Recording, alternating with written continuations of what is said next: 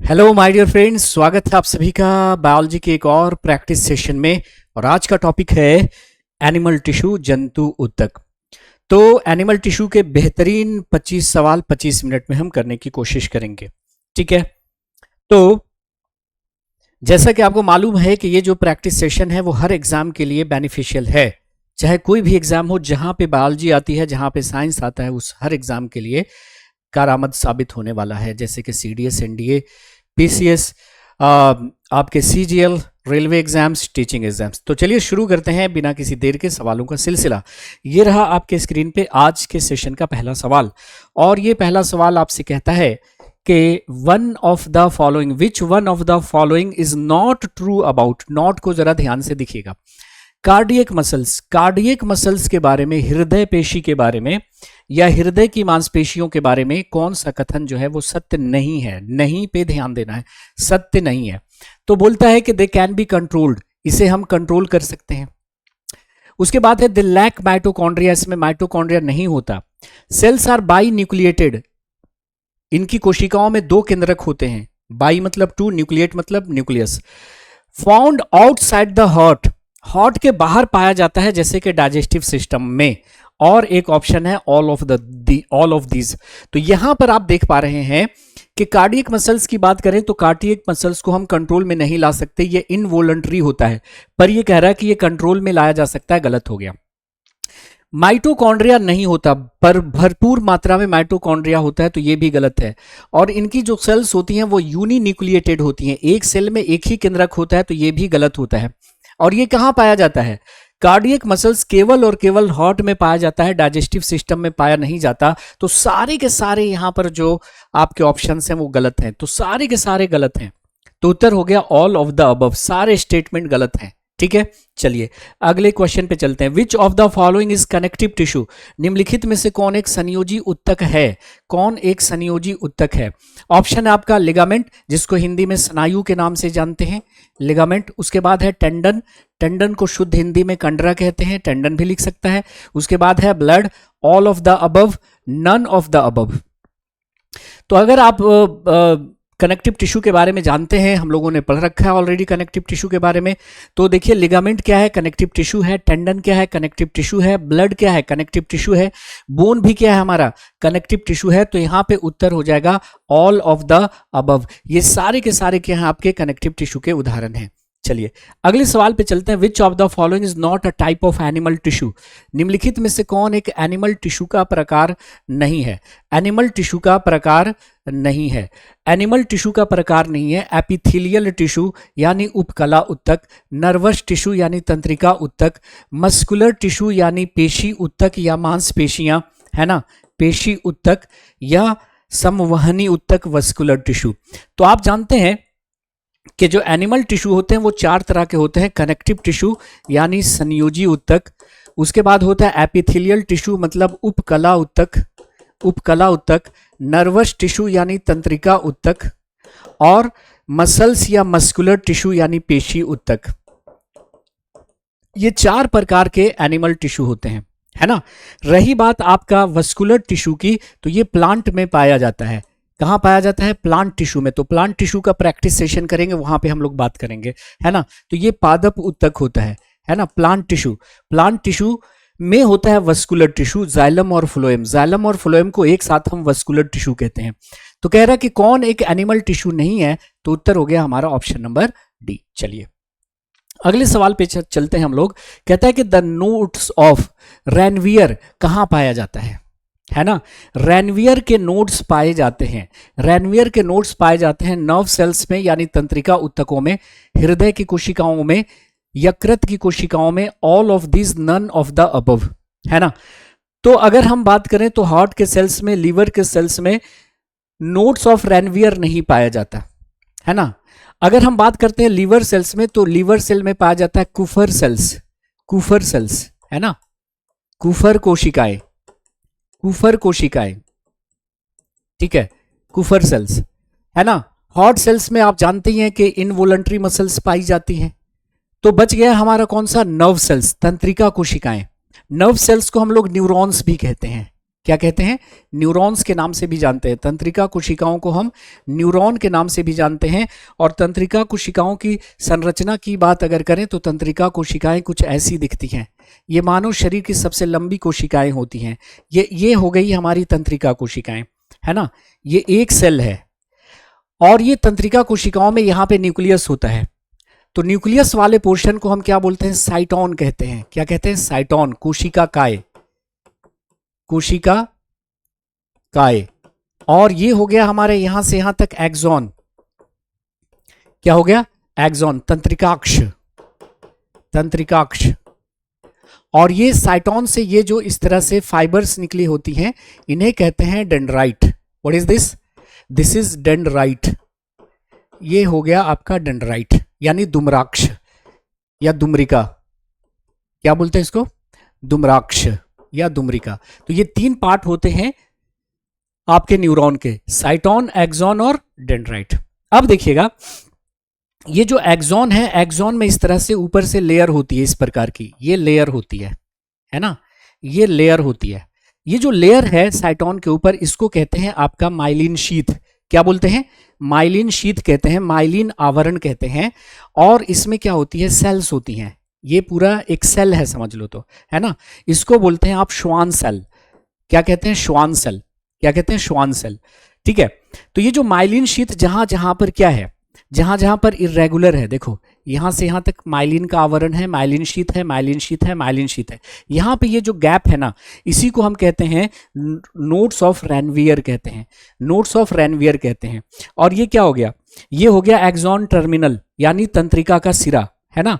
और उसके नीचे ये जो देख रहे हैं बटन जैसा ना, ये कहलाता है सिनेप्टिक नॉब, सिनेप्टिक पुटिकाएं। और ये जो आपका सेल है इसके अंदर छोटी छोटी मतलब कण जैसी संरचनाएं होती हैं जिसको हम निजल्स ग्रेन्यूल्स कहते हैं, निसेल ग्रेन्यूल्स कहते हैं। तो ये सब के सब देखिए, स्वान सेल है ना, myelin sheath, nodes of Ranvier, axon terminal, synaptic knob, ये सब के सब किसकी संरचना हो गए, तो न्यूरॉन की संरचना हो गए, न्यूरॉन में पाया जाएगा। जैसे पूछ लिया निजल्स ग्रेन्यूल्स कहाँ पाया जाता है ना, तो कहिएगा सर न्यूरॉन में पाया जाता है। श्वान सेल कहाँ पाया जाता है, न्यूरॉन में।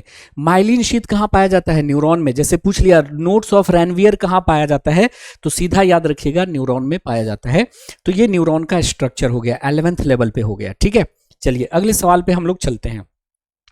विच of the following connects skin to muscles, skin को मसल से, है ना, त्वचा को मांसपेशियों से कौन जोड़ता है। तो कनेक्टिव टिश्यू के कई प्रकार हैं, जैसा कि आपने पढ़ा है। कनेक्टिव टिश्यू में आता है आपका एरियोलर टिश्यू, है ना, आपका आता है टेंडन आता है, आपका एडिपोज टिश्यू आता है, लिगामेंट आता है, कार्टिलेज आता है, बोन आता है, ब्लड आता है। ये सब कनेक्टिव टिश्यू के प्रकार हैं जो बॉडी के एक पार्ट को दूसरे पार्ट से कनेक्ट करते हैं। तो स्किन को मसल से जो जोड़ता है वो कहलाता है एरियोलर टिश्यू। क्या कहलाता है, एरियोलर टिश्यू। तो इसको याद कर लेना है कि स्किन और मसल्स के बीच एक पतली सी परत होती है, किसकी, तो एरियोलर टिश्यू की, जो स्किन को मसल से जोड़ता है। Now which of the following connect muscles to bone. अब मसल्स को बोन से कौन जोड़ता है, मसल्स को बोन से जोड़ता है टेंडन, कार्टिलेज, लिगामेंट, ब्लड, है ना। तो मांसपेशियों को हड्डियों से कौन जोड़ता है, तो ये रटने वाली बात है, इसको याद कर लीजिएगा। एक कनेक्टिव टिश्यू है जिसका नाम है टेंडन। ये जो टेंडन होता है ना, टेंडन वो मसल्स को बोन से जोड़ता है। तो टेंडन को शुद्ध हिंदी में कंडरा कहते हैं, या टेंडन भी लिखा रह सकता है। कार्टिलेज को शुद्ध हिंदी में उपास्थि के नाम से जानते हैं। लिगामेंट को शुद्ध हिंदी में स्नायु के नाम से जानते हैं। रक्त को हम रुधिर के नाम से भी जानते हैं। तो सही उत्तर यहां पे हमारा हो गया टेंडन। तो क्या याद रखना है आपको, स्किन को मसल से कौन जोड़ रहा है, एरियोलर टिश्यू। मसल्स को बोन से कौन जोड़ रहा है, एक और कनेक्टिव टिश्यू जिसका नाम है आपका टेंडन।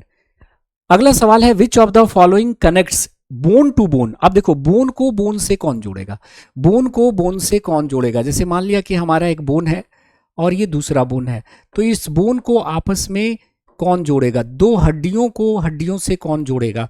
तो ऑप्शन में आपका टेंडन, लिगामेंट, कार्टिलेज, एरियोलर। आपने देखा एरियोलर स्किन को मसल से जोड़ता है, टेंडन मसल्स को बोन से जोड़ता है। बोन को बोन से कौन जोड़ता है, तो लिगामेंट। बोन को बोन से कौन जोड़ता है, लिगामेंट। लिगामेंट को शुद्ध हिंदी में स्नायु कहते हैं, टेंडन को शुद्ध हिंदी में कंडरा कहते हैं, है ना। कार्टिलेज को उपास्थि कहते हैं। एरियोलर उत्तक को एरियोलर उत्तक ही लिख देंगे। तो सही उत्तर हमारा यहाँ पे हो गया, बोन को बोन से जोड़ना, जोड़ने वाला क्या होता है, एक होता है टेंडन, सॉरी लिगामेंट। ये बोन को बोन से जोड़ा, ये लिगामेंट की एक बैंड होगी, लिगामेंट की एक बैंड होगी, ठीक है। तो ये है आपका क्या, लिगामेंट। अगले सवाल पे चलते हैं। Injury in ligament is called, है ना, जैसे आप कहीं जा रहे हैं और आपका पांव गड्ढे में चला गया, मुड़ गया। अब मुड़ गया तो लिगामेंट में स्ट्रेच आ गया, लिगामेंट में खिंचाव आ गया, या लिगामेंट में इंजुरी आ गई। तो लिगामेंट में इंजुरी को क्या कहते हैं, स्प्रेन कहते हैं, स्ट्रेन कहते हैं, ब्रोंकाइटिस कहते हैं, ऑस्टियोपोरोसिस कहते हैं। ऑस्टियोपोरोसिस क्या होती है, अगर आपके बोन में मिनरल की डेंसिटी, खनिजों का घनत्व एक जैसा नहीं है तो आपका बोन वीक हो जाता है, उसको बोलते हैं ऑस्टियोपोरोसिस, है ना। उसके बाद ब्रोंकाइटिस क्या होती है, तो आपके ब्रोंकाई में, है ना, श्वास नली में सूजन आ गई, इसको कहते हैं ब्रोंकाइटिस। स्ट्रेन का मतलब कुछ भी हो सकता है। तो उत्तर हो गया स्प्रेन, स्प्रेन यानी मोच, है ना, ऐसे स्प्रेन भी लिखा रह सकता है। तो लिगामेंट में खिंचाव आ जाना या इंजुरी आ जाना क्या कहलाता है, स्प्रेन कहलाता है। और ये काफी पेनफुल होता है, काफी दर्द होगा। तो अगर किसी को स्प्रेन हो गया है, मोच हो गया, तो आप कोल्ड पैक लेके देखिए, मतलब बर्फ से सिकाई कीजिए, उससे आराम मिल रहा है तो कंटिन्यू कीजिए, नहीं तो गर्म पानी से सेकिए, हॉट पैक लेके देखिए, उससे आराम मिल रहा है तो उसको कंटिन्यू कीजिए। अदरवाइज फिर दोनों से आराम नहीं मिल रहा है तो एक्सरे करवाइए, ज्यादा टूट फूट गया होगा। अगर ज्यादा मुड़ गया लिगामेंट, जोड़ ज्यादा मुड़ गया तो लिगामेंट टूट भी सकता है, तो अब आर्टिफिशियल लिगामेंट भी लगाने का प्रावधान आ गया है, ठीक है। तो उत्तर हो गया हमारा sprain. Now contractile proteins found in muscles, मांसपेशियों में पाई जाने वाली संकुचनशील प्रोटीन कौन सी है। तो मांसपेशियों में कुछ प्रोटीन्स पाई जाती हैं जिसकी वजह से मसल्स में कॉन्ट्रैक्शन की कैपेसिटी होती है, संकुचन की क्षमता होती है, इसलिए इन प्रोटीन्स को कहा जाता है कॉन्ट्रैक्टाइल प्रोटीन्स। तो बताइए कि कौन कौन सी प्रोटीन होती है, एक्टिन, मायोसिन, बोथ, नन। तो देखिए हमारे मसल्स में दो प्रकार की प्रोटीन होती है, एक्टिन और मायोसिन, है ना, और एक और प्रोटीन होती है जिसका नाम होता है मायोग्लोबिन। तीन प्रोटीन होती है मायोग्लोबिन। तो मांसपेशियों में तीन प्रकार की प्रोटीन होती है। मायोग्लोबिन में हमारे हीमोग्लोबिन के जैसा आयरन होता है ना। तो ये तीन प्रकार की प्रोटीन होती है, लेकिन मसल्स में कॉन्ट्रैक्शन की कैपेसिटी एक्टिन और मायोसिन के कारण होती है। So right answer should be option number both, है ना, option number C, that is both, उपर्युक्त दोनों। तो अगर पूछा जाए कि मांसपेशियों में कितने प्रकार की प्रोटीन होती है, तो तीन प्रकार की होती है, एक्टिन, मायोसिन और मायोग्लोबिन, लेकिन संकुचन की क्षमता इन दोनों से होती है, इसलिए इसको कॉन्ट्रैक्टाइल प्रोटीन के नाम से जानते हैं, संकुचनशील प्रोटीन के नाम से जानते हैं। तो अगर पूछा जाए कि रक्त के हीमोग्लोबिन के जैसा मांसपेशियों में क्या है, तो वो है मायोग्लोबिन। जैसा कहने का मतलब हीमोग्लोबिन में भी आयरन, मायोग्लोबिन में भी आयरन। चलो अगले सवाल का रुख करते हैं। Which of the following contains iron, निम्नलिखित में से किसमें आयरन पाया जाता है।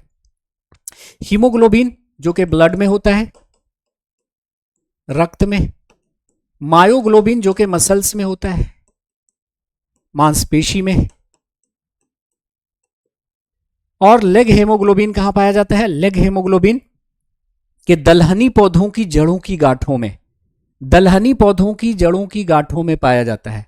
कोई भी दलहनी पौधा है, जैसे कि मूंग, मसूर, जो आपको दाल देते हैं, ऐसे पौधों को क्या बोलते हैं, लेग्यूमिनस प्लांट, दलहनी पौधे, उनकी जड़ों की गांठों में पाया जाता है आपका लेग हेमोग्लोबिन। और ये लेग हेमोग्लोबिन किस में मदद करता है, नाइट्रोजन फिक्सेशन में मदद करता है। किस में मदद करता है, नाइट्रोजन स्थिरीकरण में मदद करता है।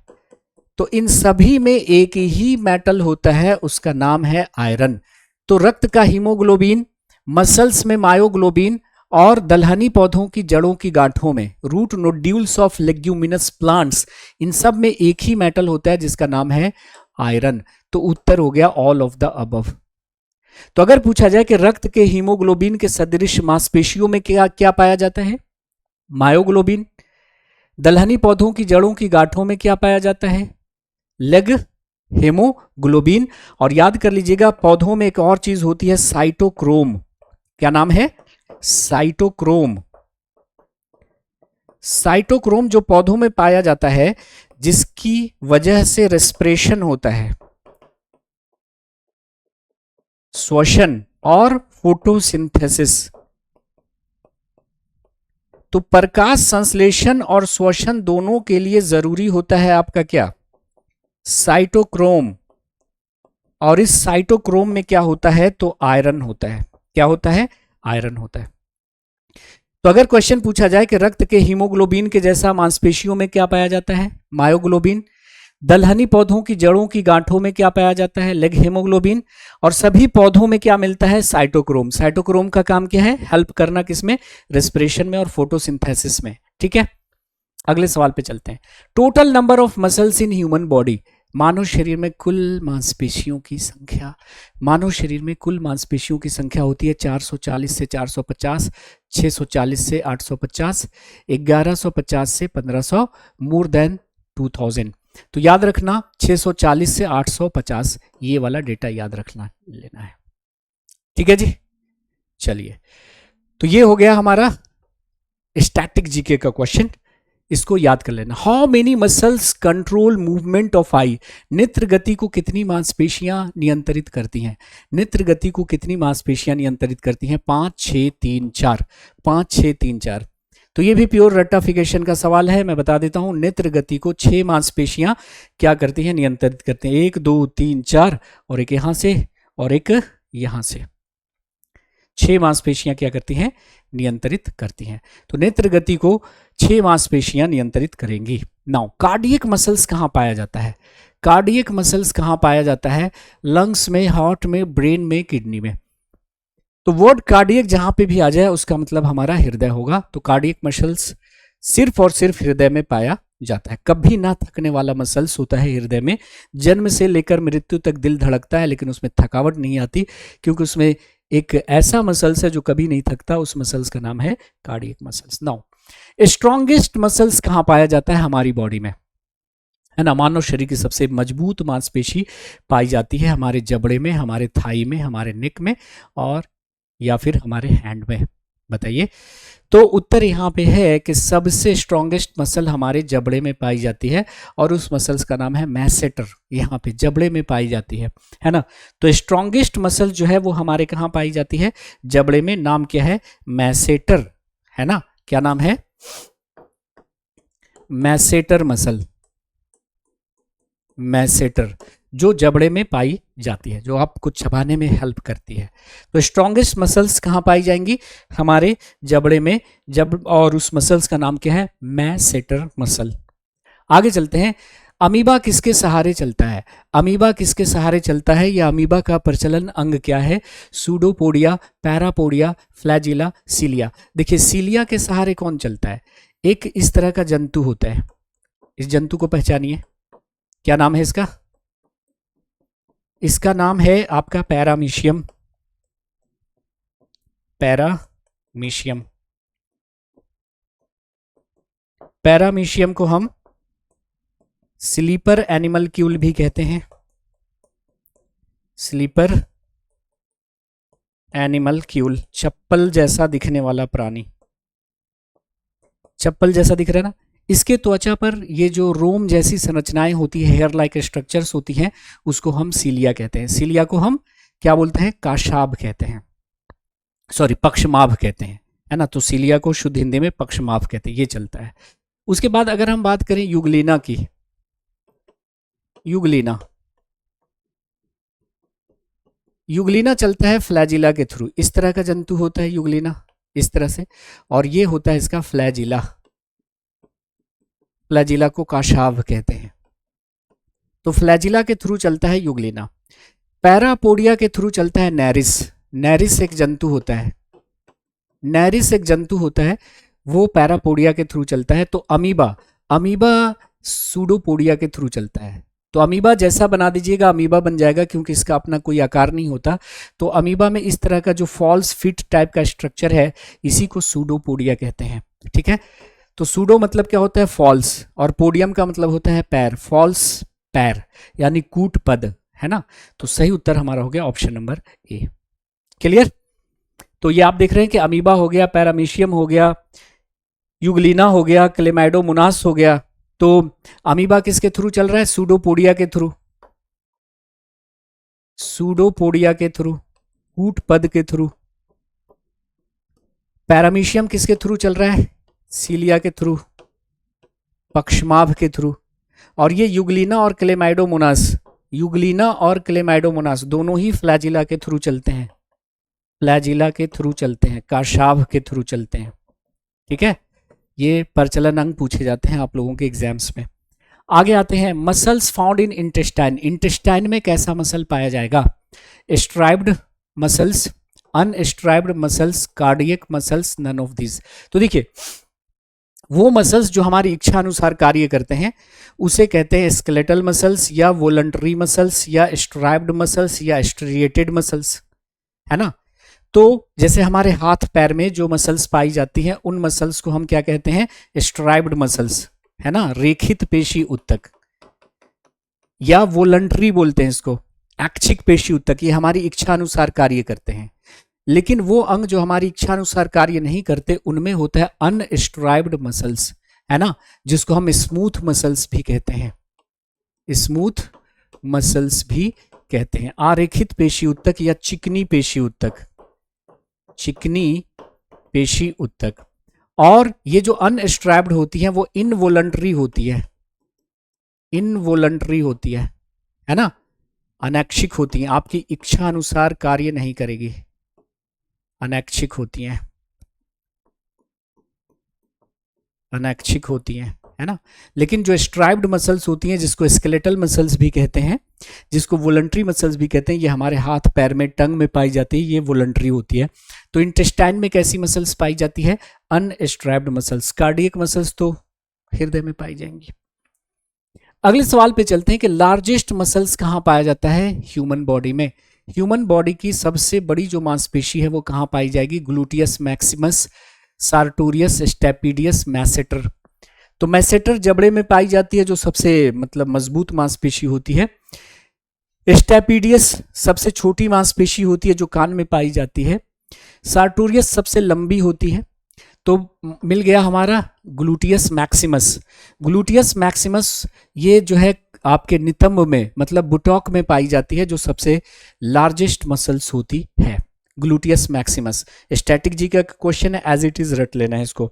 नाउ लॉन्गेस्ट मसल्स का नाम क्या है? लॉन्गेस्ट मसल्स कहाँ पाई जाती है और उसका नाम क्या है? तो लॉन्गेस्ट मसल्स सार्टोरियस है, स्टेपिडियस है, ग्लूटियस मैक्सिमस है, इनमें से कोई नहीं।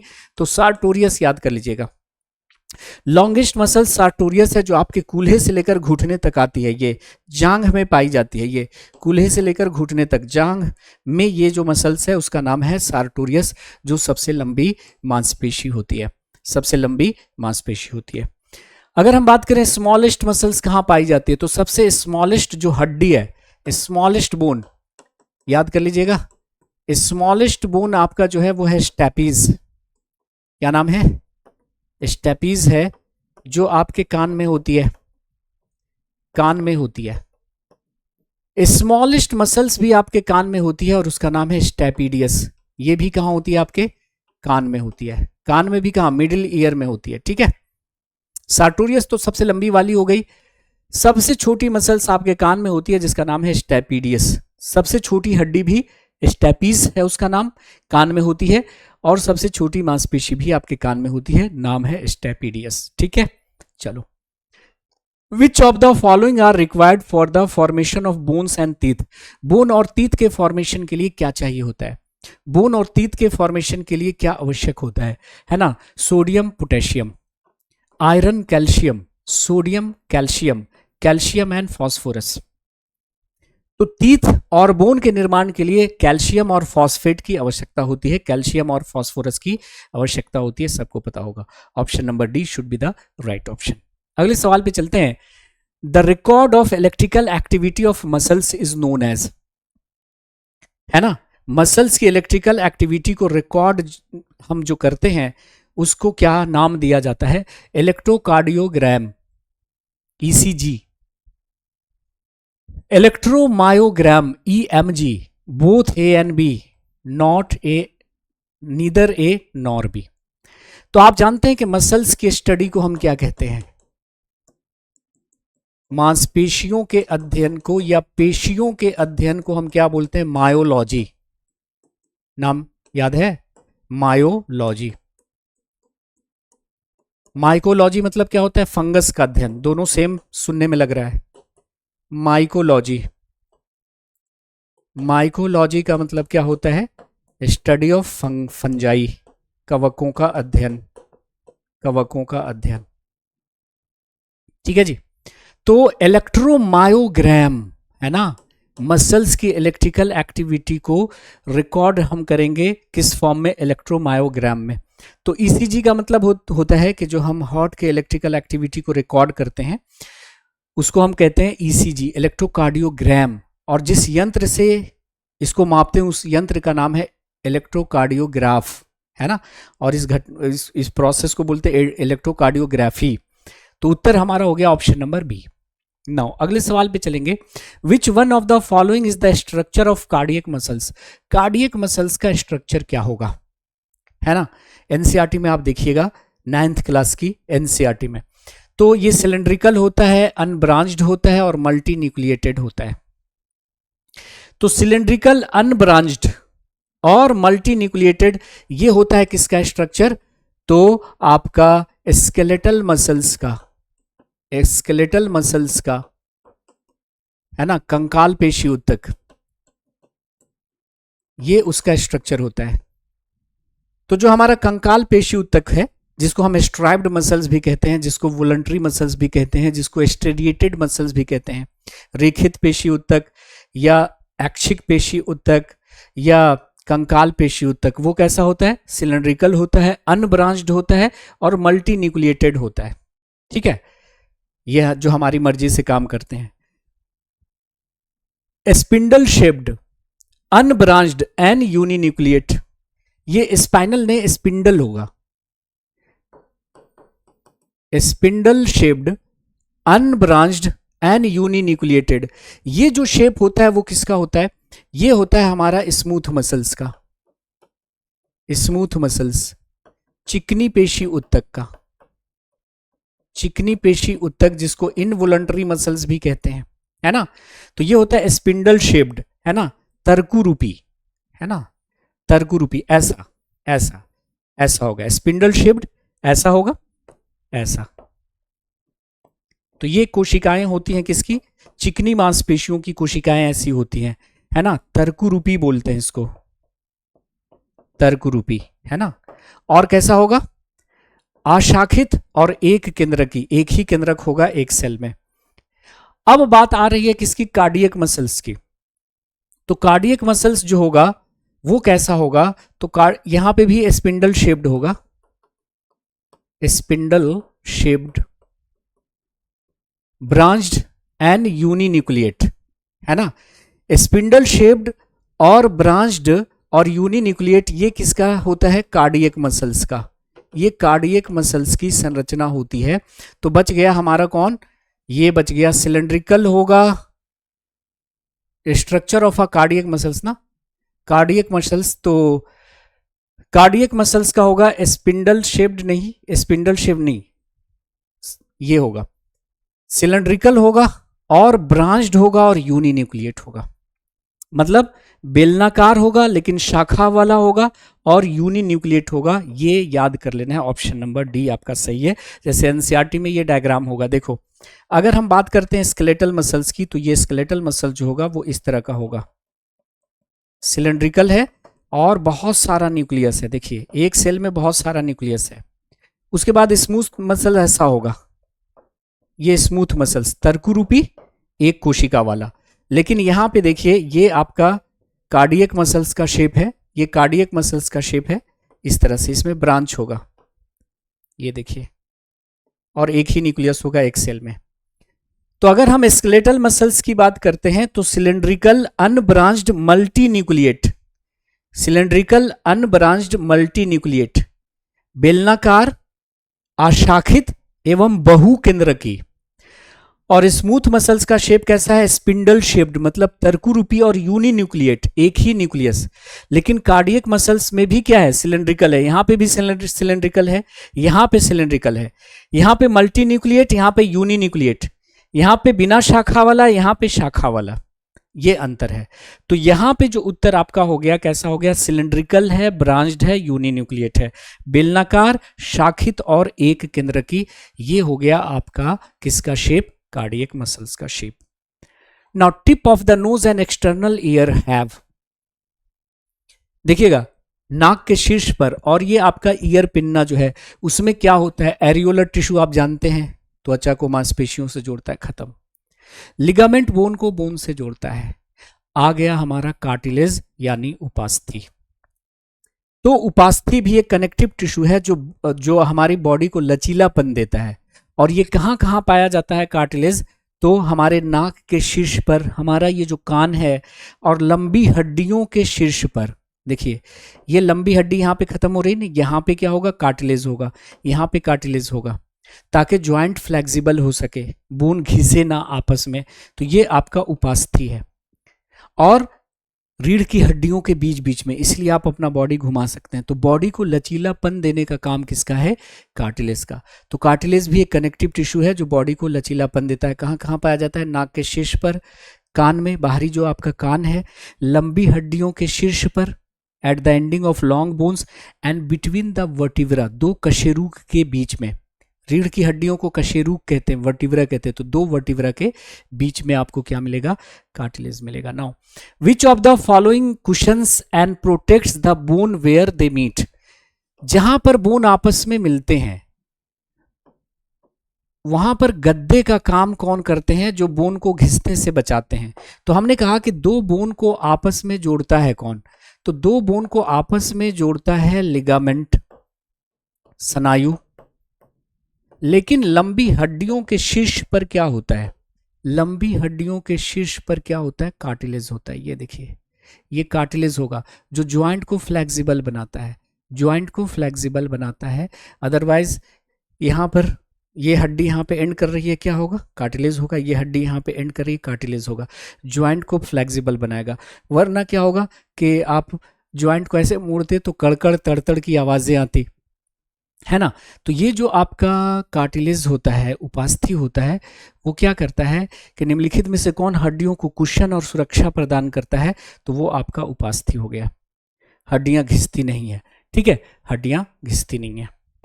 अब आगे आ जाइए, which part of a neuron is responsible for receiving incoming signal, neuron का कौन सा पार्ट इनकमिंग सिग्नल को रिसीव करता है। हमने अभी आपसे कहा कि न्यूरॉन के 3 पार्ट होते हैं। ये पहला है आपका क्या, ये ऊपर वाला पार्ट क्या कहलाता है, साइटोन, कोशिका काय, कोशिका काय।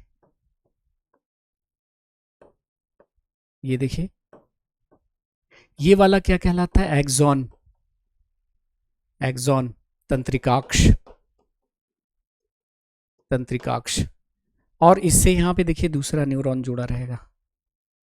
तो एक न्यूरॉन दूसरे न्यूरॉन से जुड़ते हैं और क्या बनाते हैं, हमारी बॉडी में एक न्यूरॉन का नेटवर्क बनाते हैं। तो ये देखो नर्व एंडिंग है जिसको सिनेप्टिक नॉब कहते हैं, है ना, ये तंत्रिका का अंत है, ये सिनेप्टिक नॉब है। तो यहाँ से ये एक्सॉन है और एक्सॉन से ये जो ब्रांचेस निकलती हैं इसको डेंड्राइट कहते हैं। एक्सॉन से जो ब्रांचेस निकलती हैं इसको डेंड्राइट कहते हैं। व्हाट आर द डेंड्राइट्स, है ना, दुम्रिका या दुम्रिकाक्ष कहते हैं इसको, दुम्रिका, है ना। तो ये मान लिया हुआ ये साइटोन, एक्सॉन, ये nerve ending, cyton, axon, nerve ending. तो ये साइटोन और ये जो डेंड्राइट है इसके बीच कनेक्शन होता है। तो यहां से मान लिया कि कोई सिग्नल आ रहा है, तो सिग्नल साइटोन से कहां गया, एक्सॉन में, और एक्सॉन से कहां चला गया, एक्सॉन से कहां चला गया, डेंड्राइट में। तो इनकमिंग सिग्नल को रिसीव कौन करता है, तो डेंड्राइट करता है। कौन करता है, डेंड्राइट करता है, ठीक है। तो यहां पे आप देख लीजिएगा कि ये मान लिया कि ये साइटोन है, एक्सॉन है, ये न्यूरॉन है, और न्यूरॉन से ये निकल रहा है डेंड्राइट। तो ये देखिए यहां पर जंक्शन होता है और दो न्यूरॉन के जंक्शन को हम साइनाप्स कहते हैं। Junction between 2 neuron is known as synapse. तो ये साइटोन है, एक्सॉन है, नर्व एंडिंग है, ये साइटोन है, एक्सॉन है, नर्व एंडिंग है। तो यहाँ और यहाँ इनके बीच कनेक्शन होगा, ये डेंड्राइट हो गया ना। और दो न्यूरॉन के जंक्शन को हम साइनाप्स के नाम से जानते हैं। किस नाम से जानते हैं? साइनाप्स के नाम से जानते हैं। तो इनकमिंग सिग्नल को जो रिसीव करेगा वो डेंड्राइट करेगा। ठीक है, चलो जी, इनकमिंग सिग्नल को रिसीव कौन करेगा? डेंड्राइट करेगा। तो ये 25 सवाल थे जिसको हमने 25 मिनट में करने की कोशिश की है। बाकी आप जानते हैं कि फेसबुक और इंस्टा पे मैं जुबैर एहसानी के नाम से हूं। आप फेसबुक और इंस्टा पे मुझे फॉलो कर सकते हैं, इंस्टा पे मैसेज वगैरह कर सकते हैं अगर कोई दिक्कत पेश आ रही है तो। और इसकी जो पीडीएफ है हम अपने टेलीग्राम चैनल पे अपलोड कर देंगे। टेलीग्राम चैनल का नाम है साइंस का सुरूर। और जो लोग नए जुड़े हैं उनसे गुजारिश है कि हमारे जो चैनल है साइंस बाय जुबैर एहसानी, उसको ज़्यादा से ज़्यादा लोगों तक शेयर कीजिए, उसको सब्सक्राइब कीजिए और बेल आइकन ज़रूर प्रेस कीजिए ताकि जो भी वीडियोस अपलोड की जाती हैं उसकी नोटिफिकेशंस आप तक बिना किसी देर के पहुंचती रहे। तो हमारा जो अगला प्रैक्टिस सेशन होगा वो होगा, आप जानते हैं कि टॉपिक के अनुसार हम डाल रहे हैं स्केलेटल सिस्टम। तो आज के सेशन में इतना ही, मिलते हैं अगले सेशन में। Have a nice day, take care, bye bye, जय हिंद, thank you very much, see you again.